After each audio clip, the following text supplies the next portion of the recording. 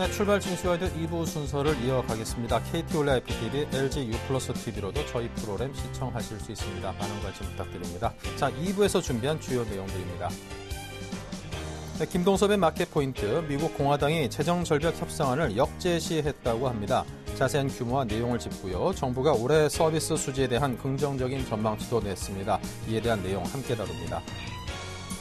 네, 오늘 수급 주체별 흐름도 관망세 보이고 있습니다. 외국인이 전일 대비 좀 더 소극적인 모습인데요. 수급으로 보는 시장에서는 박재민 PD팀장과 함께합니다.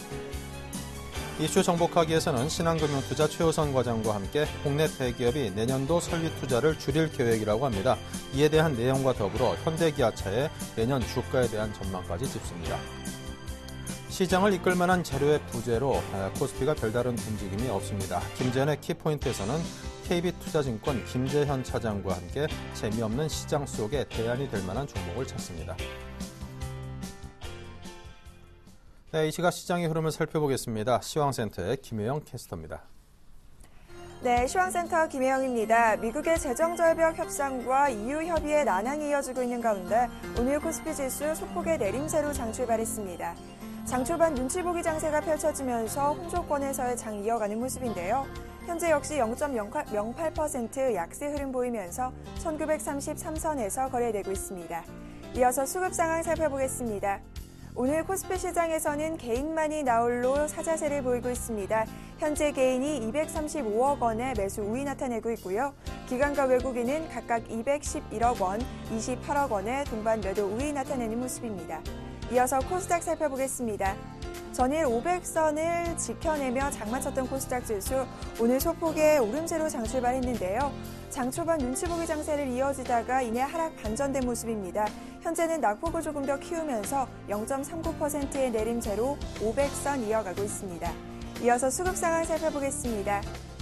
현재 코스닥 시장에서는 개인만이 나홀로 매수 우위 나타내고 있습니다. 기관 쪽에서는 46억 원, 외국인이 200억 원의 매도 물량을 추이하면서 지수의 하락 압력을 가하는 모습입니다. 이어서 환율 살펴보겠습니다. 미국의 재정절벽 협상의 난항과 북한발 리스크가 이어지면서 오늘 환율 소폭의 내림세로 장출발했습니다. 장 초반 상승 반전된 모습 포착되고 있는데요. 현재는 20전 오르면서 1083원 60전에 거래되고 있습니다. 이어서 코스피 시가총액 상위 종목 살펴봅니다. 대장주인 삼성전자가 오늘 0.07% 상승 흐름 이어가며 주당 1,000원씩 오르는 모습입니다. 현대차와 현대모비스는 강보합권, 반면 기아차는 약보합권에서 거래되는 모습이고요. LG화학이 오늘 2%에 가까운 하락 흐름 보이면서 주당 6,000원씩 떨어지는 모습입니다. 이어서 다음 장 살펴보겠습니다. 삼성생명이 0.21% 약보합권에서 거래되며 현재 93,000원에 기록되고 있고요. 한국전력과 SK하이닉스는 각 강보합권, 현대중공업은 2%에 가까운 하락 흐름 보이면서 20만 6,500원에 거래되고 있습니다. 이어서 코스닥 시가총액 상위 종목 살펴봅니다. 파라다이스가 현재 2%에 가까운 하락 흐름 보이고 있습니다. 전일까지 상승 흐름을 보이다가 이내 하락 반전된 모습인데요. 현재는 19,100원에 현재가 기록되고 있습니다. CJ 오쇼핑은 오늘 2%에 가까운 상승 흐름, SK브로드도 강세 흐름입니다. 2.81%의 오름세 보이면서 4,935원에 거래되는 모습입니다. 이어서 다음 장 살펴보겠습니다. CJ E&M이 약보합권, 포스코 ICT 역시 약보합권에서 거래 중이고요. 전일에는 4분기 사상 최대 실적에 대한 기대감에 강세 흐름 보였던 인터플렉스, 오늘은 약보합권으로 돌아선 모습입니다. SM과 GS홈쇼핑 현재 1% 이상의 하락 흐름이 포착되고 있습니다. 이어서 이 시각 특징 업종 및 테마 종목 살펴보겠습니다. 네오위즈 3인방이 2대 주주인 EA와의 결별 소식에 동반 급락세를 보이고 있습니다. 현재 네오위즈와 네오위즈 게임즈는 하한가 나타내는 모습이고요. 네오위즈 인터넷 역시 11% 이상의 급락세 보이면서 1,800원에 거래 중입니다. 우리들 생명과학과 우리들 제약이 이틀 연속 하한가를 나타내고 있습니다. 김수경 우리들병원그룹 회장이 보유하고 있던 지분의 일부가 반대 매매로 처분된 데 이어 금융감독원이 공시 위반 혐의로 조사에 착수했다라는 악재까지 이어진 것인데요. 현재 우리들생명과학 하한가 이어가면서 2,280원에 거래 중입니다. 이어서 우리들제약 살펴보겠습니다. 현재 우리들제약 역시 하한가 나타내면서 2,095원에 거래되고 있습니다. 플랜티넷이 장 초반 강세 흐름 보이고 있습니다. 정부의 USIT 차단 소프트웨어 설치 의무화에 대한 수혜가 기대된다는 분석인데요. 현재는 상승폭이 조금 축소됐습니다. 0.90%의 오름세 보이면서 11,150원에 거래 중입니다. 경영권 분쟁 조짐이 이어지고 있는 현대엘리베이터즈 주가가 이틀째 상승 흐름 포착되고 있습니다. 오늘 역시 급등세 나타내면서 8% 이상의 오름세로 주당 8,500원씩 올라 10만 9천원에 거래되는 모습입니다. 동양건설이 본격적으로 새 주인을 찾기에 나서면서 상승 반전된 모습입니다. 현재 10% 이상의 급등세가 나타나면서 2,680원에 거래되고 있습니다. 키스톤 글로벌이 유상 증자 소식에 이어 최대 주주 2개사의 주식 취득 소식에 강세 흐름 나타나고 있습니다. 현재는 상승폭을 많이 늘려 상한가까지 도달한 모습인데요. 키스톤 글로벌 현재 2,110원에 거래되고 있습니다. 소프트뱅크 벤처스에 투자를 받기로 된 엔텔스 주가가 장 초반 상승폭을 이어 현재 상한가까지 올라선 모습입니다. 엔텔스 현재 상한가 나타내면서 7,710원에 거래되고 있습니다. 지금까지 시황센터 김혜영이었습니다. 네, 지금 시장의 흐름을 좀 간략하게 전체적인 흐름을 좀 보도록 하겠습니다. 지금 우리 시장의 흐름이 아직까지도 개장 때와 마찬가지로 비슷하게 크게 오르지도 크게 내리지도 않고 지금 밋밋하게 지금 흘러가고 있는 그런 상황입니다. 하지만 12월 들어서 연말 배당 관련해서라든가 여러 가지 테마나 이슈들이 아직까지도 산재 있는 만큼 우리 증시의 흐름이 그다지 나쁘게만 흘러갈 것으로 보이지는 않으니까요. 여러분께서 지금 시장 상황에 대해서 너무 지나치게 비관적이고 약한 쪽으로만 보시지는 마시기 바랍니다. 자, 계속해서 김동섭의 마켓포인트 IM투자증권의 김동섭 이사를 전화 연결하도록 하겠습니다. 안녕하십니까? 네, 안녕하십니까? 네, 워싱턴 포스트 신문 일면에 미국 공화당이 재정절벽의 해결 방안으로 협상안을 제시했다. 이런 내용이 실려 있다던데요. 그 내용은 어떤 것들인지 짚어주시기 바랍니다. 어저께 미 공화당의 존 베이너 하원 의장이 믿을 만한 계획이다라고 하면서 역제안을 했습니다. 오바마한테요. 그래서 재정절벽 협상안을 제시를 했는데 이것은 예전에 클린턴 행정부 시절에서 100억 간 빚을 시작을 했던 어스킨 불스가 내놓은 아이디어 중에 하나인데요. 약 한 2조 2천억 불 정도를 제시를 했는데 이게 재밌습니다. 증세는 부자 감세하고 그거는 유지하고 세율도 인상하지 않은 상태에서 각종 세제 혜택을 줄이는 방식이다라고 해서 한 8천억 불 정도를 늘리고 그다음에 이제 감세에서는 의료비 감세 이게 이제 메디케어 쪽이라 그래서 오바마 대통령이 계속해서 진행했었는데 이 부분에서 한 6천억 불을 줄이고요. 그다음에 기타 연방 정부 지출 감축을 해서 한 6천억 달러 정도. 그다음에 사회보장제도에서 연금 수혜제된 물가 상승 적용 방식을 해서 한 2천억 불 정도 해서 2조 2천억 불 정도 하자 그러는데 이 내용을 보면 사실 증세가 없는 거죠. 기존에 있었던 걸 줄이는 그런 상황이고요. 이거는 오바마 대통령으로서는 받아들이기 좀 어려운 상황인데요. 이걸 이제 제안하면서 오바마 대통령이 약간 거부권을 행사하는 모습이었죠. 나는 이건 아니다. 이거는 아닌 것 같고 뭔가 잘못됐다. 그래서 실질적으로 부자 증세안을 해서 실질적인 증세를 한 1조 6천억 달러죠. 협상을 하자. 이런 분위기인데요. 어저께 내용을 보시면 재미난 것 중에 하나가 뭐냐면 어쩌면 공화당에서 증세안을 수용할 수도 있는 그런 상황이 아닐까라는 부분이 하나가 나왔는데요. 캘리포니아 주정부가 현재 계속 만성 적자였는데 이게 2014년부터 흑자가 됩니다. 근데 이 흑자 내용을 보면은 부자 증세하고 법인세 인상이거든요. 이게 이제 오바마 대통령이 요구하는 건데 이게 지금 주정부에서 성공을 해가지고 2014년에 10억 달러의 어떤 흑자 예상을 하고 있거든요.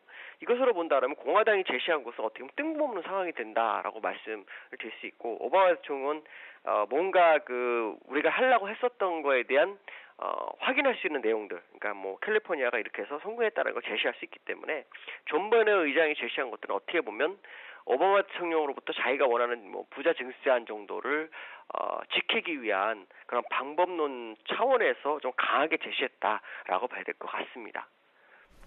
네, 자 그리고 정부가 올해 서비스 수지가 98년 이후 14년 만에 흑자 전환이 가능할 것으로 전망했다고 하는데, 자 그 비결이 무엇이고 시장에 미칠 영향은 어떤 것으로 보고 계십니까? 지금 14년 만에 흑자 전망이 나오는데 이제 관광 수지가 이제 적자를 감소했고요. 그다음에 건설하고 운송에서 수지가 흑자로 들어서면서 이제 흑자 전환 가능성에 대한 부분이 나오는데요. 그 12월까지 서비스 수지가 한 27억 달러 흑자를 냈고요. 지난해 같은 기간 그 53억 5천 달러 적자에서 계산해 본다면 약 80억 5천만 달러 정도가 개선됐다라는 부분이고요. 이것은 그 1990년 이후로 23년 만에 흑자로 돌아선 거라고 봐야 되기 때문에 이거로 봤을 때는 이제 우리나라의 어떤 내수주라든가 아니면은 시장의 방향성을 제시해주는 부분이 아니겠는가. 그러니까 주가가 다시 상승할 수 있는 기회를 맞이할 수도 있는 그런 내용인 것 같습니다. 일반적으로 그 서비스 수지가 좋아할 때는 미국 같은 경우에는 이렇습니다.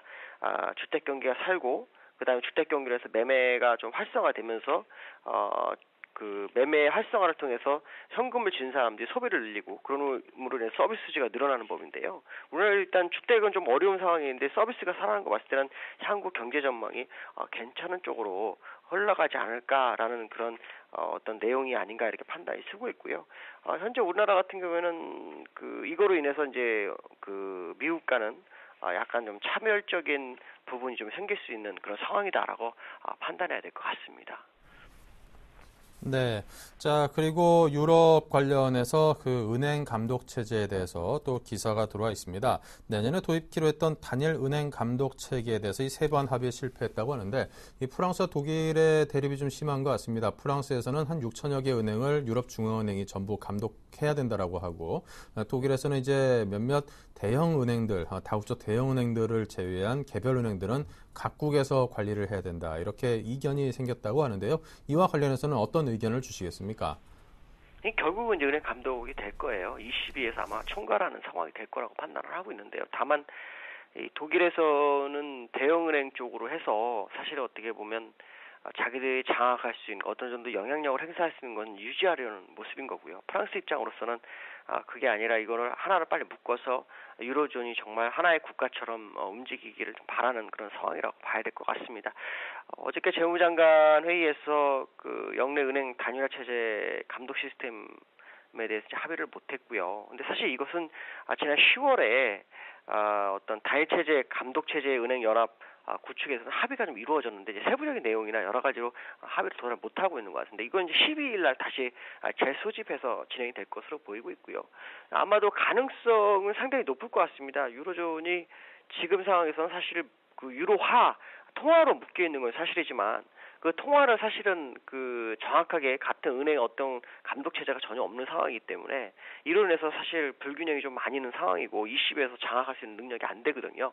근데 이제 이걸 하려면은 또 각 나라마다 이 의회에서 승인해줘야 될 사항들이 많기 때문에 시간은 좀 걸릴 거다라고 봐야 될 것 같고요. 유로존이 아마 그 은행 감독 체제가 어떤 합의를 이뤄서 하나의 어떤 통제 체제를 갖게 된다면 지금처럼 이렇게 배가 산으로 가는 일은 거의 없지 않을까라고 판단하고 있고요. 그러나 이것이 이제 바로 현실화되기는 좀 시간이 걸릴 거라는 생각을 하시면서 접근해야 될 것 같고요. 그것이 이제 그 어느 정도 마무리 상태에 되기 전에 이제 주가에는 영향이 있겠지만 지금으로선 주가에 큰 영향을 주는 그런 상황은 아니다라고 판단하고 있습니다. 네. 자, 지금까지 IM투자증권의 김동섭 이사와 함께 이야기 나눴습니다. 감사합니다. 네, 감사합니다. 네, 이어서 외국인 기관, 개인들은 과연 어떤 흐름을 보이고 있는지 박재민 PB팀장 연결합니다. 안녕하세요. 네, 안녕하세요. 네, 자, 시장의 흐름과 수급 상황이 어떻습니까? 네, 오늘 지금 수요일인데요. 이번 주 들어서 계속 재미없는, 아무래도 거래가 지지부진한 장의 연출이 계속 흐름이 이어나가고 있습니다. 어제는 연중 최저치 2008년 12월 리먼 브러더스 위기 이후에 거래 대금이 3조 미만으로 떨어졌었는데요. 오늘도 뭐 거의 비슷하지 않을까 생각이 들고 있습니다. 사실 삼성전자와 애플의 소송 판결 내일 12월 6일 미국 시간으로 있을 예정인데요. 그 판결을 앞두고서 삼성전자는 계속 강세 모습을 이어나가고 있지만 일단 어쨌든 판결이 나와봐야지 할 것 같고요. 기본적으로 미국 재정 절벽에 대한 이슈가 계속 끌고 가는 시간 끌기 작업 때문에 아무래도 시장에 변동성이 계속 없는 지지부진한 장이 계속 연출되고 있다. 이렇게 좀 해석을 할 수 있을 것 같습니다. 수급을 자세히 좀 살펴보겠습니다. 외국인과 기관 거래소에서 양 기관이 매도를 하고 있습니다. 수량은 많지 않고요. 외국인이 48억, 기관이 141억. 역시 그 기간 속에서도 연기금은 오늘도 사고 있는 모습을 일단 보이고 있습니다. 41억 정도 사고 있고요. 오늘 프로그램 물량이 매도세가 조금 나오고 있는데요. 베이시스 악화로 인해서 매도세가 나왔다가 결국엔 다시 또 매수세로 지금 전환하는 모습. 일단은 지금 49억 정도 국가 매수가 들어오고 있기 때문에 지수 방어는 기금과 국가 우정국 사업부에 의해서 지금 일어나고 있다고 보시면 되겠습니다. 업종별로는요, 사실 대형주가 삼성전자랑 자동차 또 전차군단을 제외하고 은행 업종이 좀 반등에 나서지만 나머지 업종은 상당히 폭이 큰 하락을 보이고 있습니다. 건설 업종이 오늘 0.85% 하락을 하고 있고요. 지금 철강 및 금속 업종, 종이목재, 화학, 섬유유국, 소형주가 좀 많이 하락을 하는 모습입니다. 그리고 코스닥 시장을 좀 살펴보겠는데요. 코스닥은요, 일단 지금 투자 심리가 오늘 어제랑 완전히 반대로 되고 있습니다. 개인이 256억을 아침부터 사고 있고요. 외국인이 215억, 그리고 기관이 47억을 팔고 있는데, 오늘 같은 경우는 게임주, 모바일 게임주가 네오이즈가 EA, 미국의 EA 게임, 일렉트로닉 액션이라고 하는 그 스포츠 게임 회사랑 결별을 했다는 소식에 네오이즈 3인방이 거의 하한가를 속출하면서 게임주들의 심리를 악화시키고 있고요. NC소프트가 10% 넘게 또 빠지면서 연중 최저점을 찍고 있는 모습입니다. 결국 외국인 물량과 기관 물량이 많이 나오면서 코스닥 500선을 회복한 지 하루 만에 다시 내주는 모습. 전날보다 0.6% 정도 빠졌는데요. 코스닥은 거의 전 업종이 통신 서비스랑 통신 방송 서비스 업종 제외하고서는 하락을 하고 있다. 이렇게 좀 판단을 하고 있습니다. 네, 자 그렇다면 주체별 속내는 오늘 어떤 것들일까요, 각각? 일단 외국인도 사실 계속 모른다고 말씀을 드렸는데요. 외국인이 모르기 때문에 시장에 적극적인 참여를 안 하고 있는 거고요. 12월 달은 외국인이 펀드 매니저나 운용사 쪽에서 휴가를 많이 간다고 말씀을 드렸습니다. 그래서 매매가 사실 없는 것도 사실입니다. 근데 어디를 튈지 그건 우리도 알 수 없어 하면서 양매도를 계속 시장에서 하고 있는데요. 계속 옵션 시장에서 양매도 그런 프리백이만 계속 보이는 게 상당히 외국인들 입장에서는 지수의 변동성을 알 수 없을 때는 상당히 해먹기 쉽다. 다음 주가 또 만기 중인 거를 감안한다면은 이것만한 수익원은 없다고 생각을 하는 것 같습니다. 개인은요, 시장이 정말 재미없다. 올해도 장사 완전 실패다. 올해 사실 전기전자 업종이 30% 올랐어요. 근데 코스피 시장 상승률은 5.5% 정도가 됩니다. 오늘 지금 1930포인트가 1820포인트에서 올라왔으니까. 근데 IT는 30% 올랐고요. 나머지 업종은 그다지 오른 게 없습니다. 전차군단은 거의 자동차 업종은 비슷하고요. 삼성전자가 40% 올랐습니다. 그러면 전기전자 업종, 삼성전자가 다 올렸다고 보시면 되고요. 개인이 그렇기 때문에 정말 재미가 없을 수밖에 없고요. 장사 실패죠. 결국엔 내년에도 이런 장세가 연출이 되면 안 되는데 저도 그렇게 생각을 하고 있는데 사무로 좀 답답한 마음을 개인의 입장에서 표현을 해봤습니다. 기관은요, 시장을 단 한 가지만을 바라보고 있는 건 분명한데 어렵다 이렇게 느끼는 것 같습니다. 재정절벽 이슈 예측은 가능하고 시간이 해결할 것이다. 결국엔 정책적 합의를 이끌어내지 않겠냐 하면서 베팅을 하고 싶지만 그것도 쉽지 않은 모습입니다. 1930선 사실 베팅해볼 만한 지수기도 해요. 퍼로 기준으로 PBR 기준으로 많이 싸진 가격대는 분명한데 그 불확실성에 대한 기관의 예측도 사실 자신이 없어하는 모습, 그게 지금 기관의 현 모습이다 이렇게 말씀을 드리겠습니다. 네, 자 일단 오늘장 개인을 위한 투자 전략은요? 네, 일단은요. 오늘 유럽 얘기는 사실 이 얘기는 잠깐만 하겠습니다. 은행 감독기구 은행연합이죠. 유로존 은행들의 리스크를 없애자는 합의 또 12일로 미뤘는데요. 유로존 재무장관 회의가 끝나고요. 그 다음날 13일, 14일이 유럽 정상회의입니다. 그 전에 12일 날 결국에 또다시 한번 회의를 하겠다는 거는 그리스 문제도 계속 며칠에 걸쳐서 걸치다가 결국에 합의를 해줬고요. 스페인이 밤사이에 은행권에 대한 구제금융 395억 원 유로에 대해서 다음 주 지급안에 대해서 구제금융 신청을 했고요. 유로존 재무장관에 의해서 합의를 했다 이런 소식이 나왔는데요.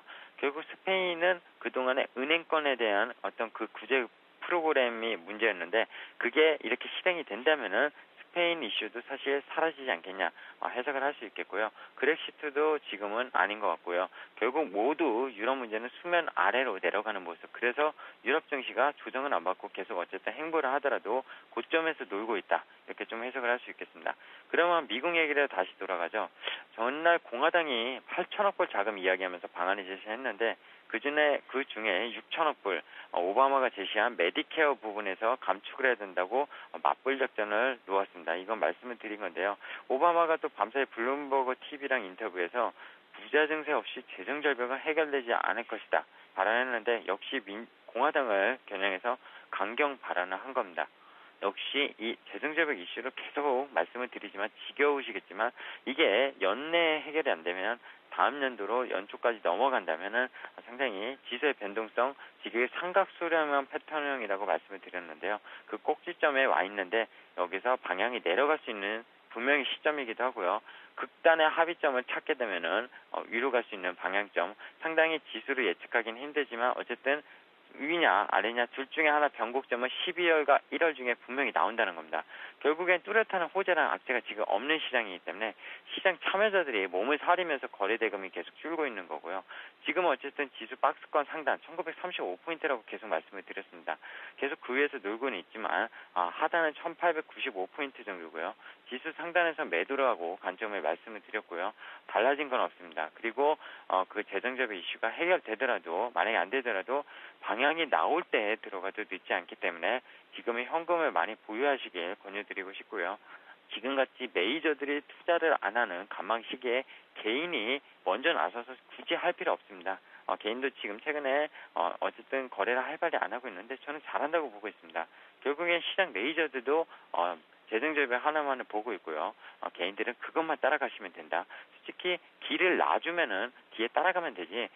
어두운 길에서 만약에 앞에 새벽에 운전하실 때 만약에 앞에 아무 차도 없으면은 아무리 안기등 쌍라이트를 켜도 잘 안 보입니다. 전방 100m 앞에도 안 보이는데 그거를 미리 예측해서 들어가신다는 거는 절대로 아니라고 오늘 말씀을 드리고 싶습니다.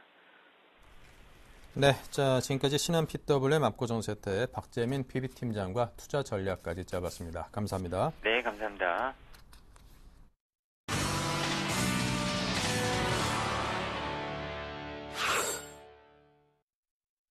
네, 전문가들의 12자 투자 전략입니다. 네, 5분의 생각은 각각 원화 강세 수혜주의 분할 매수, 1927포인트 저항선 돌파 시의 매수, 재정 절벽 우려 부각, 소폭 조정 예상, 스마트폰 관련주를 공략하자 중소형주의 지속적인 관심이 필요하다고 했습니다. 네, 관심 업종으로는요. 여행, 항공, 음식료주, IT 업종, 서비스 업종, 스마트폰 관련주, 화장품 업종을 각각 꼽았네요. 네, 오늘은 IM투자증권 여의도 본사 영업부의 정영훈 팀장과 전화 연결 통해서 자세한 이야기 나눕니다. 안녕하십니까? 네, 안녕하세요. 네, 먼저 시황부터 살펴보죠. 네, 우선 금일 시장은 좀 예상했던 대로 좀 소폭 좀 조정이 좀 나타나고 있는 상황인데요. 역시 지금 최근에 가장 큰 이슈가 이제 바로 재정절벽 이슈라고 할 수가 있겠는데, 역시 재정절벽에 대한 좀 우려감이 계속해서 좀 나타나고 있으면서 시장에는 좀 안 좋은 영향을 미치고 있는 것으로 좀 보여지고 있습니다.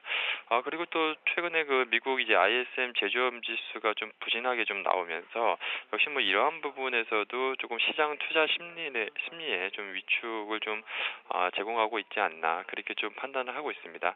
그렇지만 앞으로 향후에는 어느 정도 재정절벽 해결에 대한 좀 기대가 역시 남아 있는 상황이고 재정절벽 해결 그 이후에는 심리압박 해소로 어느 정도 우리가 미래에는 경기가 좀 개선된 여지가 있다라는 점에서는 중장기적 관점에서 보자라고 한다면 역시 시장은 좀 우상향할 가능성이 좀 높지 않을까 그렇게 좀 판단을 하고 있습니다. 다만 지금 현재 시점에서 코스피 지수가 지금 1800포인트대에서 거의 1900포인트대까지 지금 저점이 최근에 지난달 저점이 이제 1850포인트 정도 됐었는데요. 거의 100포인트 가까이 지금 올라온 상황이기 때문에 어느 정도 시장이 좀 숨고르기 좀 양상을 당분간은 좀 뛰지 않을까 그렇게 좀 판단을 하고 있습니다. 그렇기 때문에 지금 시점에서는 좀 공격적인 좀 매수보다는 역시 어느 정도 좀 우리가 좀 확인을 하고 넘어가자라고 좀 볼 수가 있겠는데요. 역시 연말 이제 산타랠리에 대한 좀 기대감도 아직은 좀 남아있는 상황이기 때문에 지금 시점에서는 어느 정도 좀 시장 추이를 좀 지켜보면서 한 1900포인트 좀 전후로 좀 이제 만약에 주가가 좀 밀린다라고 한다면 이제 다시 한번 재차 저점 매수 좀 관점으로 그렇게 한번 지금은 시장 전략을 좀 짜는 게 좋지 않을까 그렇게 좀 판단하고 있습니다. 네, 자 오늘 서비스 업종 등에 대해서 말씀하셨는데요. 어떤 내용일까요? 네, 우선 뭐 지금 시장이 조금 이제 조정을 좀 보일 것으로 개인적으로 좀 판단해서 아무래도 좀 서비스업 쪽이 좀 관심을 가질 필요가 있지 않을까 그렇게 좀 판단하고 있습니다. 지금 계속해서 좀 있으면 이제 대선이 이제 앞두고 있는 상황인데 역시 지금 정치권에서 분배와 지금 경제 민주화에 대해서 계속해서 한 목소리를 좀 내고 있는 상황에서 정책적으로 봤을 때 역시 내수 서비스 업종이 좀 이제 정부 정책의 좀 수혜를 볼 것으로 좀 그렇게 예상을 하고 있습니다. 그렇기 때문에 지금 금일 같은 경우도 이제 예를 들어 서비스 업종 대표적으로 할 수 있는 NHN 같은 경우도 상당히 좀 긍정적인 좀 리포트가 나오고 있는 상황인데요. 역시 서비스 업종 중에서도 좀 이제 모바일 서비스 관련한 그러한 업체들이 역시 이제 과거 이제 인터넷 게임 시장에서 이제 모바일 쪽으로 넘어오면서 이러한 좀 업체들이 상당히 좀 각광을 받지 않을까 그렇게 좀 판단하고 있습니다.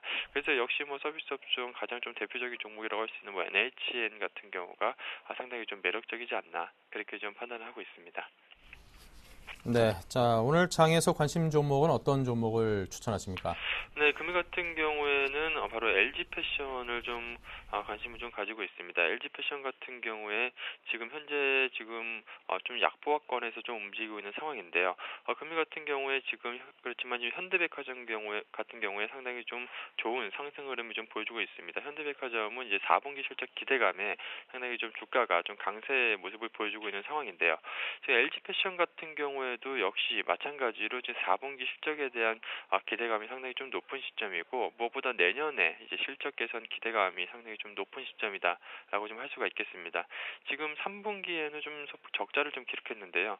그렇지만 지금 4분기에는 역시 계절적 성수기로 인해서 지금 지난 10월부터는 지금 우리 매출이 상당히 좀 높아지고 있는 상황입니다. 그리고 지금 원가율 개선 가능성도 높은 상황이기 때문에 수익성은 상당히 좀 좋아지지 않을까 그렇게 좀 예상을 하고 있습니다. 또한 그 기저효과까지 감안을 한다라고 한다면 내년 1분기까지는 그 실적 개선세가 충분하다라고 판단하고 있기 때문에 지금 시점에서는 상당히 좀 매력적인 좀 시점이지 않을까 그렇게 좀 판단하고 있습니다. 그리고 무엇보다 지금 이제 중국 관련해서 역시 이제 차기 정권이라고 할 수 있는 이제 시진핑 지도부가 역시 경제 구조를 이제 수출 중심에서 내수 중심으로 전환을 하면서 역시 중국 쪽으로 또 수혜도 좀 상당히 좀 입을 수 있는 기업이기 때문에 이러한 부분에서 상당히 좀 긍정적이지 않나 그렇게 좀 판단을 하고 있습니다. 마지막으로 지금 밸류에이션 측면에서 본다라고 하더라도 지금 PER 약 한 10배 수준이고 PBR 만 1배 수준에서 지금 거래되고 있는 상황이기 때문에 저평가 메리트가 높은 시점은 아니지만 지금 최근에 주가가 어느 정도 좀 조정을 받았었고 그렇기 때문에 충분히 주가가 어느 정도 내년 실적 기대감이나 이런 것을 봤을 때 충분히 어느 정도 주가 반등이 좀 나올 수 있는 구간이지 않을까 그렇게 좀 판단을 하고 있습니다. 그래서 지금 시점에서는 금일 같은 경우에 지금 한 31,000원 지금 전으로 지금 움직이고 있는 상황인데요. 역시 한 31,000원에서 한 31,500원 제가 그 정도로 좀 매수가를 잡아드리도록 하겠습니다. 지금 전일 종가 부근으로 좀 매수를 하신다면 분명히 좀 좋은 좀 매수 기회가 아닌가 타이밍이 아닌가 그렇게 좀 판단을 하고 있고요. 금일 같은 경우에 어느 정도 주가가 좀 반등이 나올 것으로 좀 판단하고 있고 중장기적으로 봤을 때도 충분히 지난 고점이라고 할 수 있는 한 34,000원 정도 선까지는 단기적으로 봤을 때 도달할 가능성이 높은 시점이지 않을까 그렇게 좀 판단하고 있습니다. 그리고 마지막으로는 최근에 그 저점이라고 할 수 있는 손절가는 최근에 저점이라고 할 수 있는 한 3만 원대 부근 역시 일봉산 이평선상으로 한 121선이 좀 자리하고 있는 상황인데요. 역시 한 3만 원 선이 무너지지 않는 선에서 홀딩을 하신다면 상당히 좀 좋은 기대 수익을 좀 얻으실 수 있는 종목이지 않을까 그렇게 좀 말씀을 드리도록 하겠습니다. 네, 지금까지 정여훈 팀장의 도움 말씀이었습니다. 감사합니다. 네, 감사합니다. 네, 이슈 정복하기의 박미라 아나운서입니다. 안녕하세요. 이슈 정복하기 박미라입니다. 오늘의 주요 이슈들 함께 정리해보겠습니다. 국내 대기업들이 글로벌 경기 불안감에 내년도 설비 투자를 줄인다는 계획입니다. 그만큼 내년도 전망에 대해서 기대치가 낮다는 분석인데요. 경기 회복이 늦어질수록 경제 성장률은 더 낮아질 것으로 우려됩니다. 기획재정부와 한국은행은 한중 통화스와프 자금 3,600억 위안으로 국내 기업의 위안화 무역 결제를 지원하는 제도를 이달 중에 시행하기로 했습니다. 중국 기업도 원화로 무역 결제가 가능해졌습니다. 2012년 상반기 국내 증시의 버팀목이었던 현대차와 기아차 주가가 10월에는 큰 폭으로 하락했습니다. 현대차는 마이너스 10.91%, 기아차는 마이너스 12.68%입니다. 하지만 시장에서는 11월을 기점으로 반등 예상하는 목소리가 많은데요. 내년도 전망에 대해서 들어보겠습니다. 네, 이슈 정복하기 오늘 순서는 신한금융투자 최우선 과장과 함께하겠습니다. 안녕하세요. 네, 안녕하세요. 네, 국내 대기업들이 내년도 설비 투자를 줄인다는 계획입니다. 그만큼 내년도 전망을 부정적으로 바라보는 건데요. 외부 충격 없이 이 설비 투자를 줄인다는 건 처음이라고 하죠. 예. 일단 그 4일 정책금융공사의 2013년 주요 기업의 설비 투자 전망에 따르면 올해 우리 기업들의 설비 투자 잠정 실적은 129조 7천억 원으로 집계되었습니다. 지난해 대비 이제 1.6% 감소한 것인데요. 통상 매년 늘어나기 마련인 기업 설비 투자가 꺾였다고 볼 수가 있겠습니다. 대내외 경제의 이제 불확실성이 장기화되는 양상을 보이자 기업들이 설비 투자 계획을 일부 연기하거나 축소한 것으로 보이는데요. 문제는 내년입니다. 2013년 설비 투자 계획은 127조 9천억으로 조사가 되었고요. 올해 잠정 실적보다는 1.4% 줄어든 수치입니다. 특히 글로벌 금융위기 이후에 이제 최근 3년간 설비 투자를 주도했던 대기업마저 보수적으로 돌아섰는데요. 대기업의 내년 설비 투자 전망은 올해보다 1% 감소한 106조 7천억 원입니다. 이처럼 대기업들이 이제 설비 투자 계획을 줄인 것은 지난 이제 1987년 관련 조사가 국가 승인 통계로 지정된 이후에 단 3번밖에 없었는데요. IMF 외환위기 구인 1998년, 그리고 대우 사태 등 대기업 구조조정을 겪었던 2001년, 그리고 리먼 사태가 터진 후 2009년이 전부였습니다. 그만큼 상황이 좀 안 좋다고 볼 수가 있겠는데요. 정책금융공사 관계자는 이에 대해서 이번에는 이렇다 할 외부 충격도 없는 상태에서 제조업을 중심으로 수출 대기업들의 투자 계획이 처음으로 축소됐다. 경제 회복이 늦어질수록 경제 성장률도 더 낮아지는 악순환이 우려된다고 밝혔는데요. 업종별로 보게 되면 자동차, 의약품, 컴퓨터, 섬유, 식료품, 금속, 광물, 1차 필처 금속, 운수업, 소매업 등이 이제 올해 이어서 2년 연속 설비 투자를 축소하는 것으로 나타났습니다. 이에 대해서 이제 일반 투자자 입장에서 볼 때 이 소식은 내년 투자 전략을 세울 때 나쁜 뉴스로 보이게 되는데요. 주식 투자에 있어서 가장 큰 그림은 기술 혁신으로 인한 패러다임 변화와 그걸 바탕으로 한 설비 투자인데요. 국내 설비 투자 계획이 줄어든다는 것은 주식시장의 호재가 줄어든다고 볼 수 있기 때문입니다. 오히려 그렇기 때문에 현재 주식시장에서 큰 반향을 보이고 있는 삼성전자, 휴대폰 관련주의 수급과 관심이 더욱 몰리는 것일 수도 있겠다고 볼 수 있겠습니다.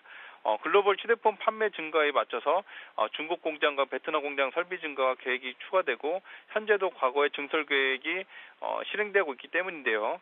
따라서 현재 삼성전자 휴대폰향 글로벌 사업기지 확장과 같이 자동차 등 그 국내 업체 중 글로벌 시장에서 판매 증가에 따른 생산시설 투자 계획을 발표하는 기업들을 좀 더 면밀하게 준비하는 투자 전략이 바로 지금 더욱 필요한 투자 전략 전술이라고 생각이 되네요. 네, 다음 소식입니다. 한중 통화 스와프 자금, 우리 자금으로 하면 한 64조 원 규모인데요. 정부가 이 자금을 무역 결제 활용한다고 하죠. 관련 내용 자세하게 설명해 주시죠. 예, 정부는 4일 한국은행과 중국인민은행이 통화 스와프 자금, 그러니까 3,600억 위안, 우리 돈으로 64조 원인데요. 그 자국은행에 빌려주는 방식으로 한중 무역 결제에서 상대국 통화로 결제하는 대금을 지원하기로 했다고 밝혔습니다. 중국은 글로벌 금융위기 이후에 이제 교역과 집중 투자 시 위안화 사용을 확대하는 등 위안화 국제화 전략을 좀 적극 추진하고 있고요. 우리나라도 경상거래 시 원화의 활용도를 높이는 방안을 추진하고 있어서 양국의 이해관계가 맞아 떨어졌습니다. 국내 수입업체가 수입 대금을 위안화로 결제하려면 국내 은행에 이제 위안화 대출 신청하면 되는데요. 국내 은행이 한국은행에 위안화 통화 스와프 자금 대출을 신청하면 한중 통화 스와프를 통해서 국내 은행의 중국 내 대리 결제 은행으로 위안화가 입금이 되고요. 그 위안화가 중국 수출업체에게 지급되는 방식입니다. 국내 수입업체는 대출 만기 때 위안화 대출 상환하면 되는데요. 대출 금리는 연 3.5%, 4%인 상하이 시장 단기 금리로 하기로 했는데 대출 기간은 3개월 또는 6개월 하되 조기 상환도 허용을 합니다. 반대로 중국 수입업체가 수입 대금을 원화로 결제할 때도 같은 절차로 이루어진대요. 금리는 원화로 대출하는 거기 때문에 우리나라 단기 금리인 코리보 금리가 이제 적용이 됩니다. 통화 스와프 자금을 대출할 수 있는 금융기관은 은행법에 의한 은행으로 외국계 국내은행, 외국은행 국내 지점, 산업은행, 그리고 기업은행, 농협, 수협, 신용사업 부분도 포함이 되는데요. 그러나 이제 출입은행, 정책금융공사 등 정책금융을 주목적으로 하는 금융기관은 제외된다고 볼 수 있겠습니다. 한국은행은 이들 대출 대상 금융기관 등과 통화스와프 외환 대출 기본 약정을 조만간 체결해서 이달 10월 이후 제도 시행에 들어갈 예정인데요. 정부는 한중 간 자국 통화 무역 결제 활성화되면 달러와 가치 변동에 따른 기업의 환리 리스크를 피할 수 있고 달러로 환전해야 하는 그 거래 비용이 절감될 수 있다고 기대하고 있습니다. 일반 투자자 입장에서 볼 때 국내 수출 기업들의 환위험이 기존 달러 베이스보다 눈에 띄게 줄어들 것을 좀 보고 있는데요. 또한 중국 업체가 유한화 결제를 요구하면서 달러 환전을 하지 않으면서 생긴 이득을 단가 인하에 반영할 경우에 국내 수입 업체들도 이득을 기대할 수 있게 되었습니다. 그래서 당장 중국 내 한국 생산 수출 기업과 중국의 그 수출 기업 모두 혜택이 돌아갈 것으로 보이고 있습니다. 또한 무역 결제가 계속 되려면 한중 통화 스와프 자금이 계속 필요하기 때문에 한중 통화 스와프가 상설화되는 효과가 있는데요. 최근 일본과의 이제 그 통화 스와프 개혁 관련해서 여러 얘기가 있었는데 정치적인 이해관계를 떠나서 경제적인 부분만 본다면 글로벌 달러 엔화 위험에 대한 가장 강력한 조치가 이번에 마련됐다고 생각하시면 될 것 같습니다. 네. 끝으로 올해 상반기 강세를 보였던 자동차주 현대차와 기아차 주가가 11월에 바닥을 찍고 오를 거란 전망이 나오고 있습니다. 자동차주에 대한 내년 전망까지 함께 들어보겠습니다. 네, 일단 자동차 주식 갖고 계신 분들 고민이 좀 많을 텐데요. 2012년 상반기 국내 증시 버팀목이었던 현대 기아차 주가가 10월에 큰 폭으로 좀 하락했기 때문인데요. 현대차가 10월달에 10.91%, 기아차가 12.68% 하락을 했습니다. 현대차는 미국 그 연비 리콜 문제, 기아차는 노조 파업 이슈로 우려감이 더했는데요. 따라서 11월 판매량 및 주가 흐름도 더욱 안 좋을 것으로 예상을 했으나 오히려 11월에 저가를 바탕으로 최근 반등 흐름이 나오고 있습니다. 여러 가지 우려 섞인 소식들이 있었는데요. 11월 그 출고 기준 양사 모두 사상 최고치를 기록했다는 소식이 호재로 받아들여서 주가는 좀 올랐다고 볼 수가 있겠습니다. 자세히 살펴보면 현대차는 11월 42만 대를 판매하면서 전년 동기 대비 11.9% 증가했고요. 기아차는 25.8만 대를 전년 동기 대비 6.4% 증가하는 판매량을 보여줬습니다. 미국 연미 하향 조정 등으로 11월 이후 판매에 대한 우려가 많았는데 결과적으로는 양사 11월 판매가 일단은 견조함을 입증한 셈입니다. 어디서 잘 파는지 구체적으로 좀 살펴보면요. 양사 모두 그 해외 공장 판매가 증가를 했는데 현대차는 중국 상공장 및 브라질 신공장 증설했과 미국 공장 상규대 전환, 러시아 판매 호조가 있었고요. 기아차는 각 공장에서 신차 판매 호조가 글로벌 판매를 견인한 모습이었습니다. 이 추세라고 하면은 양사는 올해 4분기와 글로벌 공장 출고 올해 목표치는 충분히 달성할 것으로 예상이 되고 있습니다. 또한 11월 판매에서 특이한 점은 내수 판매가 올해 처음으로 두 자릿수 성장을 보였다는 점인데요. 개별 소비세가 올해까지 한시적 인하 효과가 있었고 신차 효과 파급이란 대기 수요 증가가 주 요인이라고 보고 있습니다. 따라서 시장에서 우려했던 연비 리콜 문제로 일본 도요타사의 전철을 밟을 가능성은 11월 판매량 추이 분석으로 아주 낮았다 이렇게 볼 수 있겠고요. 또한 그 800억 규모의 그 보상 계획도 두 회사의 매출 및 명억 이익 수준에 비하면 부담이 적은 수준이기 때문에 주가의 악영향은 더 이상 미치지 않을 것으로 예상이 되고 있습니다. 따라서 이제 일반 투자자 입장에서 봤을 때 현대기아차 투자의 핵심은 내년에도 매출 성장과 주가 상승이 지속할 것인가일 텐데요. 내년도 그 증시 전망은 거시적인 문제들이 많고 현대기아차 신차 효과도 줄어든 부분이 좀 나쁜 점으로 볼 수 있겠는데요. 그렇지만 주목해야 할 점은 현대기아차가 그동안 그 글로벌 브랜드 및 가격 부분 경쟁력을 이미 좀 확보를 했고요. 지속 성장하기 위한 마케팅 전략도 성공하고 있다는 점으로 봤을 때 내년에도 안정적 성장은 이어질 것으로 예상이 됩니다. 따라서 현대기아차의 고점 대비 과도한 낙폭 확대는 투자 기회로 보시는 것이 좋은 투자 전략이라고 생각이 됩니다. 네, 신한금융투자 최우선 과장의 도움 말씀이었습니다. 고맙습니다. 예, 감사합니다. 지금까지 이슈 정보카기였습니다.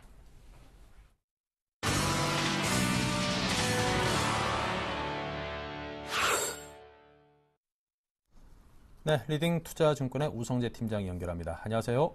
네, 안녕하세요. 네, 중국 쪽 분위기 전해주십시오. 예, 지금 전일 상하이 종합주가지수 상승으로 장 마감했습니다. 1975포인트의 장 마감했었는데요. 오늘 같은 경우 지금 약보합권의 움직임을 보이면서 시장에서의 매도 물량들이 출현하고 있는 상황입니다. 현재 상하이 종합주가지수 0.12% 하락한 1973.32포인트의 장 움직임 보이고 있는데요. 시장에서의 매도 물량들이 꾸준히 좀 출현하고는 있지만 그 힘이 크지 않은 만큼 오늘 같은 경우 보합권 혼조 장세 움직임 좀 이어져 나간다라고 보시면 좋을 것 같습니다. 전일 상하이 종합주가지수 장중 약세 움직임을 보이다가 장중 고가로 상승 마감하는 모습을 보였었는데 오늘 상하이 종합주가지수 또한 전약 후강 혹은 보합권 혼조의 움직임을 보일 확률이 높은 만큼 큰 폭의 하락을 나타내는 확률은 좀 제한적이라고 보시면 좋을 것 같습니다. 지금 한국과 중국 중국의 통화 스와프가 12월부터 시행된다라고 발표를 했었는데요. 양국은 지난해 말 64억 위안 또는 3,600억 위안에 달하는 통화 스와프 계약을 체결했었습니다. 결국 지금 한중 통화 스와프로 인한 시장에서의 한국과 중국 모두 시장에서 유동성이 좀 안정적일 것이라는 기대감이 좀 커지고 있는 만큼 이런 부분 좀 염두하셔야겠습니다. 지금 중국의 제조업들의 회복 기미 움직임이 나타난다라는 언급이 나왔었는데요. 다우케미컬의 CEO는 중국의 제조업 공급망이 다시 활기를 찾고 있으나 미국의 재정위기가 2013년 전 세계 경제 성장 전망을 불확실하게 만들고 있다는 언급을 내놓으면서 중국 내의 제조업은 회복세를 나타내겠지만 이런 회복세가 세계 경제에 영향을 많이 받을 것이라는 이야기를 좀 내놓는 모습을 보여주었습니다. 결국 중국 증시가 상승을 하기 위해서는 중국 경제 내부에서의 내수 부양과 함께 세계 경제가 어느 정도 수준 회복될 수 있을지 여부 또한 같이 지켜보셔야 될 것 같습니다. 지금 11월 신규 대출은 전월 대비 소폭 증가하는 모습을 보이면서 시중에서의 유동성이 꾸준히 확대되고 있는 모습을 보이고 있는데요. 이와 함께 중국의 사계부처에서는 의약산업 발전을 위한 정책을 발표할 것으로 전망이 되면서 의약업종에 대한 기대감들이 좀 많이 커지고 있다고 보시면 좋을 것 같습니다. 결국 상하이 종합주가지수 오늘 같은 경우 보합권 혼조장세의 움직임이 좀 나타날 확률이 높을 것으로 전망이 되고 있는 가운데 12월에 있을 중앙경제공작회의에서 과연 경기 부양책이 나올지 여부에 따라 시장에서의 변동성이 확대될 것으로 전망이 되고 있는 만큼 그 전 수준에서는 기간 조정의 장세 움직임이 당분간 좀 이어져 나갈 확률이 높다라고 보시면서 접근하셔야겠습니다. 네, 자 중국 증시 소식을 정리해봤습니다. 지금까지 우성재 팀장이었습니다. 감사합니다. 네, 고맙습니다.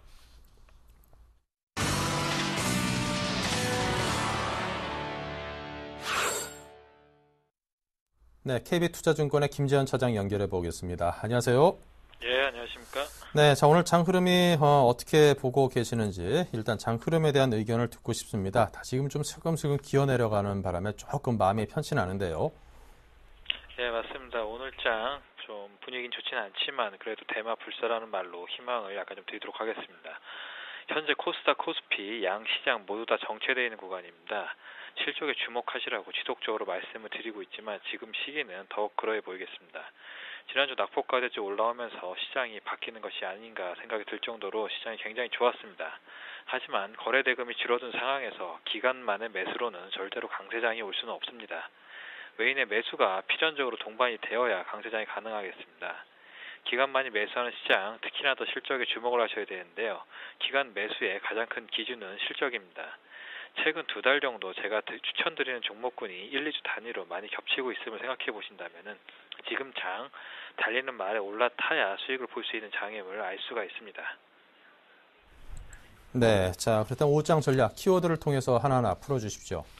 예, 아직 강세장은 아니다라고 말씀드리고 싶습니다. 앞서 말씀드린 바 같이 지금장 외인의 시장 관망으로 인해 거래 대금이 줄어들고 있고요. 이제는 변동성마저도 줄어들고 있어서 가만히 있어서는 절대로 수익을 보기가 쉽지 않은 장입니다. 물론 테마별로는 휴대폰 케이스 같은 강력한 상승을 보이는 종목군들도 있습니다. 하지만 역시나 실적 대비 지금 너무 큰 상승으로 이제는 따라잡기가 힘든 상황이겠고요. 그렇다면 우린 여전히 실적에 좀 집중을 할 수밖에 없습니다. 외인이 없다면은 기관이 사는 종목에 집중을 하셔야 됩니다. 또 기관이 파는 종목은 지금의 손해에도 불구하고 손절을 쳐야겠습니다.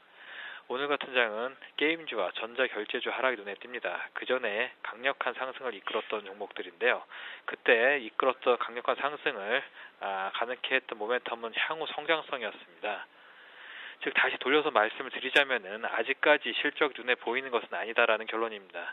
그렇기 때문에 장이 지지부진한 흐름이 연속적으로 이어지자 실적이 없는 종목군들 그동안의 상승폭 모두 좀 반납을 하고 있습니다. 지금 강세장이 아닙니다. 그럴수록 더 민감하게 종목 선정과 더 기민한 매매 전략이 필요한 때입니다. 그렇다면은 약세장에 필요한 매매 전략을 좀 소개해드릴 필요가 있다고 생각이 듭니다. 제가 한 달 전에 간략하게 소개해드렸던 내용으로 그때 추천드렸던 방식과 종목에 집중하셨던 분이라면은 아마도 지금쯤 편안하게 좀 시장을 맞을 수 있을 거라 생각이 되는데요. 그때 물론 소개는 해드렸지만 못 들으신 분도 있기 때문에 다시 한번 좀 강조를 드리는 입장에서 다시 좀 소개를 해드리도록 하겠습니다. 강세장과 박스권, 약세장 모두 다 매매 전략이 다릅니다. 일상 하시던 방식으로만 대응을 하신다면 아주 긴 그림으로 본다면 맞을 수는 있겠지만 현 시점 전략으로 절대 유리할 수가 없습니다. 그렇다면 약세장 매매 요령을 말씀을 드리도록 하겠습니다. 약세장에서는 실적과 그 정책의 방향성이 일치해야 그 종목이 오를 수가 있습니다.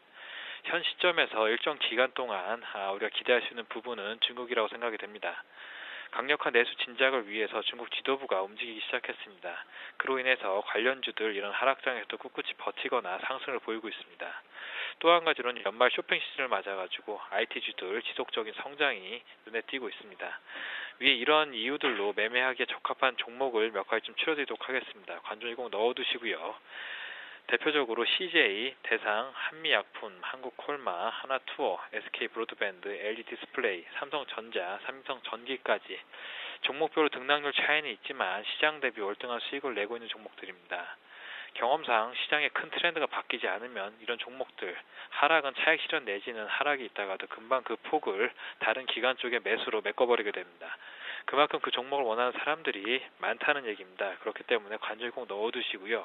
빠질 때마다 일정 부분 매수를 하셔서 꼭 수익을 보시길 기원드리겠습니다. 네, 알겠습니다. 그렇다면 오후장 관심 종목 말씀해 주십시오. 예, SK 브로드밴드를 준비했습니다. SK 브로드밴드는 일단 실적이 굉장히 눈에 띄는 종목입니다. 3분기 실적으로 연결 기준으로 영업수익은 6,521억 원, 전년 동기 대비 11.8% 성장을 했고요. 영업이익은 196억 원으로 전분기 대비 15.3% 증가를 했습니다. 단기 순이익은 64억 원으로 전분기 대비 100% 성장을 기록을 했습니다. 일단 초고속 인터넷 사업은 SK텔레콤과의 유무선 결합 영업 효과를 통해서 경쟁 우위를 지속하고 있고요. 가입자 순증세를 지속하고 있습니다. SK텔레콤과의 재판매를 통해서 마케팅 비용을 줄일 수 있어서 실적 개선에 큰 기여를 하고 있습니다. 지상파 방송의 디지털 전환과 함께 IPTV 가입자 순증은 분기를 거듭할수록 증가를 하고 있습니다. 월별로 4.1만 명이 순증하면서 2011년 대비 3.3배의 순증 가입자를 기록을 하고 있습니다. 또 대형 기업 고객 확보와 빌딩 커버리지 지속 확대, 전용 회선 등의 고만이 사업을 중심으로 성장하면서 수익성이 두드러지고 있습니다. 전체 매출에서 이런 기업 사업 부분이 차지하는 비중은 현재 37%인데요. 내년에는 42% 정도 이상을 상회할 것으로 예상이 되고 있습니다. 현재 일단 차트를 보시게 되면은 제가 일전에도 한 달 전에 추천드린 것 같은데 그때보다도 물론 좀 올라 있는 상태고 차익 실현 얼마 전에 겪긴 했지만 다시금 차익 실현을 딛고 전고점을 오늘 좀 돌파할 것으로 예상이 되고 있습니다. 오전부터 굉장히 좀 매수가 강한데요. 오후장 한번 전고점 돌파를 예상을 해보면서 전고점 돌파할 시에는 한동안 또 추세가 이어질 수 있음을 예상을 좀 해보겠습니다. 현재 입장 차트상으로 보면 굉장히 가팔라 보이는데요. 액면가 이 종목 5,000원입니다. 아직도 액면가 이하고요. 한참 갈 길이 더 멀다고 보여지겠습니다.